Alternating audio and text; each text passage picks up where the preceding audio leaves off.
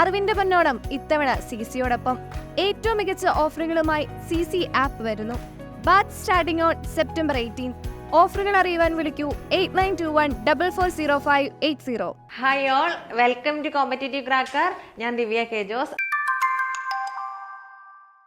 അപ്പം നിങ്ങളെല്ലാവരും CSEBയുടെ എക്സാം എഴുതിയിരിക്കും അല്ലേ? അപ്പോൾ കുറേ പേരെ സംബന്ധിച്ച് എക്സാം അത്യാവശ്യം എളുപ്പമായിരുന്നു, എന്നാൽ കുറച്ച് പേരെ സംബന്ധിച്ച് കുറച്ച് ബുദ്ധിമുട്ടായിരുന്നു. എന്തായാലും അത്യാവശ്യം നല്ല ലെവലിലുള്ള ഒരു ക്വസ്റ്റ്യൻ പേപ്പർ തന്നെയായിരുന്നു. അപ്പോൾ എളുപ്പമുള്ളവരെ സംബന്ധിച്ച് അവർ ബാക്കി കാര്യങ്ങൾ നോക്കുക. ഇനി ഈ ഒരു എക്സാം എഴുതി ഡെസ്പായവരെ സംബന്ധിച്ച്, അല്ലെങ്കിൽ ആദ്യമായിട്ടാണ് ഒരു CSEB എക്സാമിന് വേണ്ടി തയ്യാറെടുക്കുന്നവർ എന്നുണ്ടെങ്കിൽ അവർക്കായിട്ടാണ് നമ്മൾ ഈ വീഡിയോ ഷെയർ ചെയ്യുന്നത്. അപ്പം നിങ്ങൾക്കറിയാം എന്താണ് CSEB എക്സാമിന് ജനറൽ പാർട്ടിൽ നിന്ന് ക്വസ്റ്റ്യൻസ് ഉണ്ടാവും. ആ ക്വസ്റ്റ്യൻസ് സയൻസും അതുപോലെ തന്നെ ബാക്കി GKയും ഉൾപ്പെടും. അതിലെ GK സയൻസ് നമുക്ക് എങ്ങനെ മാർക്ക് വാങ്ങാം എന്നുള്ള കാര്യമാണ് നമ്മൾ ഇന്നിവിടെ ഡിസ്കസ് ചെയ്യാനായിട്ട് പോകുന്നത്. ഇപ്പൊ കഴിഞ്ഞ എക്സാം നോക്കിയിട്ടുണ്ടെങ്കിൽ നമുക്കറിയാം ഒരു ക്വസ്റ്റ്യനെ സയൻസിന്റെ ഭാഗത്തുനിന്ന് വന്നിട്ടുള്ളൂ. പക്ഷേ നിങ്ങൾ ഇതിനു മുമ്പുള്ള എക്സാം എഴുതിയിട്ടുണ്ടെങ്കിൽ അറിയാം അതിൽ ഏകദേശം 5ഉം 6ഉം ഒക്കെ ക്വസ്റ്റ്യൻ വന്നിട്ടുണ്ട്. അപ്പൊ നമ്മളൊക്കെ ഒരിക്കലും ഈ ഒരു കഴിഞ്ഞ എക്സാമിന് സയൻസ് പാർട്ട് ചോദിച്ചില്ല എന്ന് പറഞ്ഞ് ഇനി അടുത്ത എക്സാമിന് തയ്യാറെടുക്കുന്നവര് ഒരിക്കലും സയൻസ് പാർട്ട് നോക്കാതെ പോകരുത്. കാരണം എന്താണ്, ഇനിയുള്ള എക്സാമിനും എന്തായാലും സയൻസ് വരും. കാരണം എന്ന് വെച്ചിട്ടുണ്ടെങ്കിൽ നമ്മൾ ഓൾറെഡി പറഞ്ഞ പോലെ തന്നെ ഇതിനു മുമ്പുള്ള എക്സാംസിലൊക്കെ സയൻസിന്റെ ക്വസ്റ്റ്യൻസ് 5 എണ്ണത്തിൽ കുറയാതെ വന്നിട്ടുണ്ട്. അതുകൊണ്ടാണ് പറയുന്നത്. അപ്പൊ നിങ്ങൾ എന്ത് ചെയ്യുക, നിങ്ങൾ സയൻസ് എങ്ങനെയാണ് നമ്മൾ പഠിക്കേണ്ടത് എന്നുള്ള കാര്യമാണ് പറയുന്നത്. കാരണം എന്ന് വെച്ചിട്ടുണ്ടെങ്കിൽ ഞാൻ എപ്പോഴും പറയുന്നത് പോലെ നിങ്ങളുടെ സബ്ജക്റ്റിൽ നിങ്ങൾ ഓക്കെ ആയിരിക്കും. നിങ്ങൾക്ക് മാർക്ക് പോകുന്നത് എപ്പോഴും എവിടെ നിന്നാണ്? ജനറൽ പാർട്ടിൽ നിന്നാണ് അല്ലേ? കാരണം എന്താ, ജനറൽ പാർട്ട് നിങ്ങൾ അത്ര ശ്രദ്ധിക്കില്ല, അല്ലെങ്കിൽ എന്താണ് വാസ്റ്റ് ആയതുകൊണ്ട് അത് സ്കിപ്പ് ചെയ്ത് വിടും. അപ്പൊ അങ്ങനെ ഒരിക്കലും സയൻസിന്റെ ഭാഗങ്ങൾ സ്കിപ്പ് ചെയ്ത് വിടരുത്. കാരണം എന്താണെന്ന് വെച്ചിട്ടുണ്ടെങ്കിൽ നമുക്ക് വളരെ കുറഞ്ഞ പോർഷൻസേ പഠിക്കാനുള്ളൂ. അതിൽ നിന്ന് പഠിച്ചിട്ടുണ്ടെങ്കിൽ നിങ്ങൾക്ക് ഉറപ്പായിട്ടും ആ ഒരു ഏരിയയിൽ നിന്ന് വരുന്ന മാർക്ക് സ്കോർ ചെയ്യാനും പറ്റും. അതുകൊണ്ടാണ് സയൻസ് പാർട്ട് സ്കിപ്പ് ചെയ്യരുതെന്ന് പറഞ്ഞത്. അതുപോലെ തന്നെ നമ്മുടെ ഈ ഒരു CSEB എക്സാമിനെ സംബന്ധിച്ച് ഓരോ മാർക്കും ഈ ഒരു സയൻസ് അല്ലെങ്കിൽ GK പോർഷൻസിൽ നിന്ന് കിട്ടുന്ന മാർക്കും കൂടെ നിങ്ങളുടെ റാങ്ക് നിർണ്ണയിക്കുന്നതിൽ വളരെ പ്രധാനപ്പെട്ട ഒരു ഘടകമാണ്. അതുകൊണ്ട് നിങ്ങൾ എന്ത് ചെയ്യുക, നല്ല രീതിയിൽ GK പോർഷനും കൂടെ നോക്കാനായിട്ട് തുടങ്ങുക. ഇപ്പൊ ആദ്യമായിട്ട് എക്സാം എഴുതുന്നവരെ സംബന്ധിച്ചിട്ടാണെങ്കിൽ, അല്ലെങ്കിൽ അടുത്ത തവണ നല്ല രീതിയിൽ അറ്റൻഡ് ചെയ്യണമെന്ന് ആഗ്രഹിക്കുന്നവരാണെങ്കിൽ നിങ്ങൾ എങ്ങനെ പഠിച്ച് തുടങ്ങണമെന്ന് വെച്ചിട്ടുണ്ടെങ്കിൽ നിങ്ങൾ നോക്കുക, നിങ്ങളുടെ പ്രീവിയസ് ക്വസ്റ്റ്യൻ പേപ്പേഴ്സ് എടുത്ത് നോക്കുക. അതിൽ സ്ഥിരമായിട്ട് റിപ്പീറ്റഡ് ക്വസ്റ്റ്യൻസ് ഉണ്ടാവാറുണ്ട്. അത് ഏതൊക്കെ മേഖലയിലാണെന്ന് ആ റിപ്പീറ്റഡ് ക്വസ്റ്റ്യൻസ് മാത്രം നോക്കി പോകാതെ അതിനോട് കണക്ട് ചെയ്ത ഫാക്ട്സും നോക്കുവാണെങ്കിൽ നിങ്ങൾക്ക് GK പോർഷനിൽ നിന്നുള്ള അത്യാവശ്യം മാർക്ക് സ്കോർ ചെയ്യാനായിട്ട് പറ്റും. അങ്ങനെ GKയുടെ സയൻസ് ഭാഗത്തു നിന്ന് സ്ഥിരമായിട്ട് റിപ്പീറ്റഡ് ആയിട്ട് വരുന്ന ടോപ്പിക്കുകൾ ഏതൊക്കെയാണെന്നാണ് നമ്മൾ നോക്കാനായിട്ട് പോകുന്നത്. അപ്പം നമുക്കറിയാം അല്ലെ, സയൻസിനെ സംബന്ധിച്ച് 3 പാർട്ടുണ്ട്. ഏതൊക്കെയുണ്ട്? കെമിസ്ട്രി ഉണ്ട്, ഫിസിക്സ് ഉണ്ട്, ബയോളജി ഉണ്ട്. അതിൽ ഓരോ പാർട്ടിൽ നിന്നും ഇമ്പോർട്ടൻ്റ് ആയിട്ട് സ്ഥിരമായിട്ട് നോക്കി പോകേണ്ട, അല്ലെങ്കിൽ സ്ഥിരമായിട്ട് ക്വസ്റ്റ്യൻ ചോദിക്കുന്ന പോർഷൻസ് ഏതൊക്കെയാണ് എന്നുള്ള കാര്യമാണ് ഇവിടെ ഡിസ്കസ് ചെയ്യാനായിട്ട് പോകുന്നത്. ആദ്യമായിട്ട് കെമിസ്ട്രി ആണ്. അപ്പൊ കെമിസ്ട്രിയുടെ ബേസ് എന്ന് പറയുന്നത് എപ്പോഴും എന്തായിരിക്കും? ആറ്റം ആയിരിക്കും അല്ലെ? അപ്പൊ നിങ്ങൾ ആറ്റം ഒരു SCRT ലെവലിൽ നിങ്ങൾ ആറ്റം നോക്കണം. ആറ്റത്തിൽ ന്യൂട്രോണ്, അതുപോലെ തന്നെ ഇലക്ട്രോണ്, പ്രോട്ടോണ് ഇവയുടെയൊക്കെ കണ്ടുപിടുത്തവും അതുപോലെ തന്നെ ആറ്റം മോഡൽ ആടെയൊക്കെയാണ്. അങ്ങനെയുള്ള കാര്യങ്ങളൊക്കെ മാത്രം അറിഞ്ഞിരുന്നാൽ മതി. ഇനി മെറ്റൽസിനെ സംബന്ധിച്ച് നമുക്കറിയാം അല്ലേ, നമ്മൾ സ്ഥിരമായിട്ട് യൂസ് ചെയ്യുന്ന മെറ്റൽസ് ഉണ്ടാവും. അതിൻ്റെ ഇമ്പോർട്ടൻസ് അല്ലെങ്കിൽ അത് എന്തിനൊക്കെയാണ് യൂസ് ചെയ്യുന്നത്, അങ്ങനത്തെ കാര്യങ്ങളൊക്കെ അറിഞ്ഞിരിക്കണം. പീരിയോഡിക് ടേബിൾ ആണെങ്കിൽ ഗ്രൂപ്പ് എത്രയുണ്ട്, പീരീഡ്സ് എത്രയുണ്ട്, അങ്ങനെയുള്ള കാര്യങ്ങൾ, ബേസിക് ആയിട്ടുള്ള കാര്യങ്ങൾ മതി. അതുപോലെ തന്നെ പീരിയോഡിക് ടേബിളിന്റെ ഹിസ്റ്ററി, അങ്ങനത്തെ കാര്യങ്ങൾ നോക്കിയിരിക്കുക. അതുപോലെ തന്നെ അലോയ്സ് എന്ന് പറഞ്ഞിട്ടുണ്ടെങ്കിൽ എന്താണ്? 2ലധികം മെറ്റൽസ് കൂടി ചേർന്നതാണ് അലോയ്സ് എന്ന് പറയുന്നത്. അപ്പൊ ഈ അലോയ്സ് ഏതൊക്കെ മെറ്റൽസ് കൂടി ചേർന്നതാണ്, അതിന്റെ ഉപയോഗങ്ങൾ എന്തൊക്കെയാണ് എന്നുള്ള കാര്യങ്ങളും കൂടെ നോക്കുക. പിന്നെ ഓർസ് CSEB എന്നല്ല, ഏതൊരു കോമ്പറ്റേറ്റീവ് എക്സാമിനും സ്ഥിരം വരുന്ന ഒരു ക്വസ്റ്റ്യൻ ആണ് ഓർസ് എന്ന് വെച്ചാൽ എന്താണ്? ധാതു അല്ലെ, അയിരും ധാതു എന്ന് പറയും. അതായത് മെറ്റൽ വേർതിരിച്ചെടുക്കുന്നത് ആ ഒരു കോമ്പൗണ്ടിനെയാണ് ഓർസ് എന്ന് പറയുന്നത്. അപ്പം മെറ്റൽ ഏതാണ്, അതിന്റെ ഓർ ഏതാണ് എന്നൊക്കെയുള്ള കാര്യങ്ങൾ പഠിച്ചു വെക്കുക.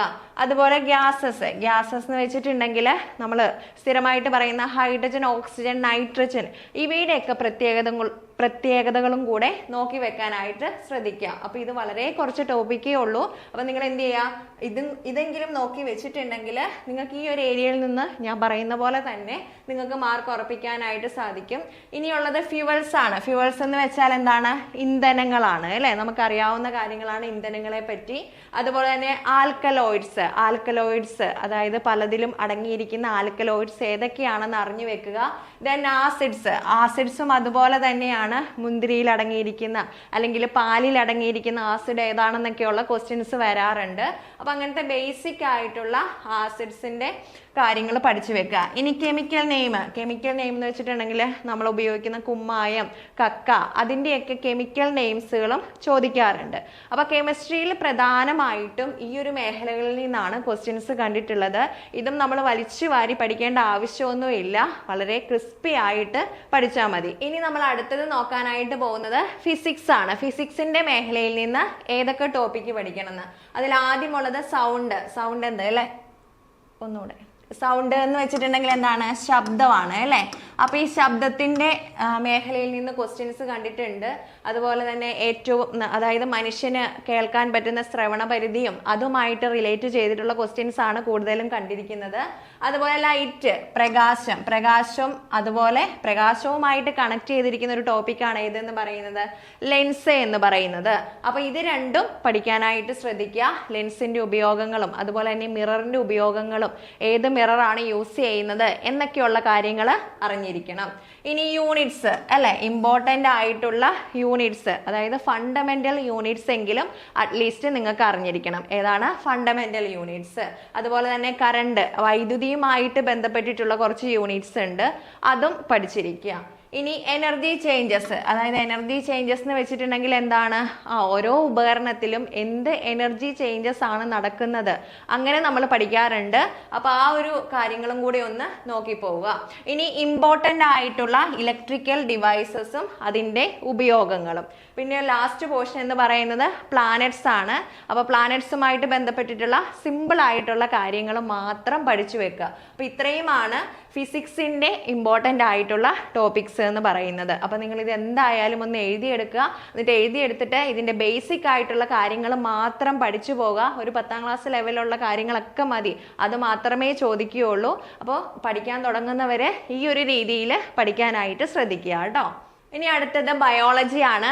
ബയോളജി കൂടുതലായിട്ടും സയൻസ് CSEB നോക്കുകയാണെങ്കിൽ ബയോളജി പോർഷൻസിൽ നിന്നാണ് ഈ ഒരു ഫിസിക്സിനേക്കാളും കെമിസ്ട്രീനേക്കാളും കൂടുതൽ ക്വസ്റ്റ്യൻസ് കാണുന്നത്. അതിലെ ഫസ്റ്റ് ടോപ്പിക്ക് എന്ന് പറയുന്നത് സെല്ലാണ്. സെൽ എന്ന് വെച്ചാൽ എന്താണ്? കോശവുമായി ബന്ധപ്പെട്ടിട്ടുള്ള ബേസിക് ആയിട്ടുള്ള ക്വസ്റ്റ്യൻസ് കാണാറുണ്ട്.